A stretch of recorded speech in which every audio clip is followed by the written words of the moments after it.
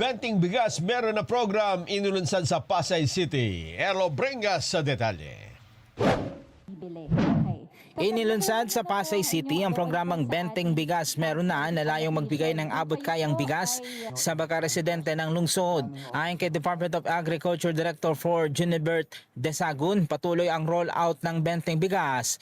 Meron na rin sa iba't iba pang sektor para makatulong din sa patuloy na pagtaas ng presyo ng bilihin at iba pa.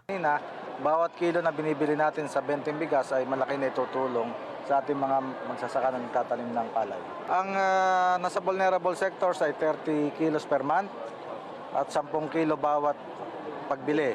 Yun namang maliban sa vulnerable sectors ay maximum of 10 kilos per month. Tiniyak naman na sapat na supply ng bigas sa ilalim ng programa para may pagpatuloy ito sa iba pang lugar sa bansa.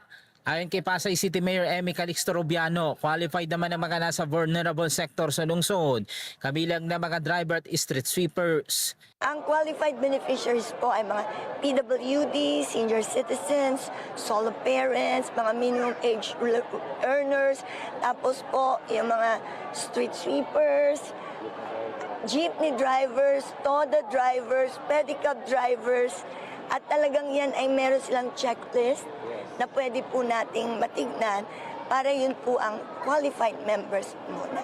Sa ilalim ng Benting Bigas, maaaring makabili mga kwalipikadong benepisyaryo ng bigas sa halagang 20 piso kada kilo, malayo sa presyong mabili sa pamilihan. Naasahan naman na palalawakin pang implementasyon nito sa iba't ibang lugar sa bansa upang mas marami pang Pilipino ang makinabang. Erlo Bringas para sa 100% Balita.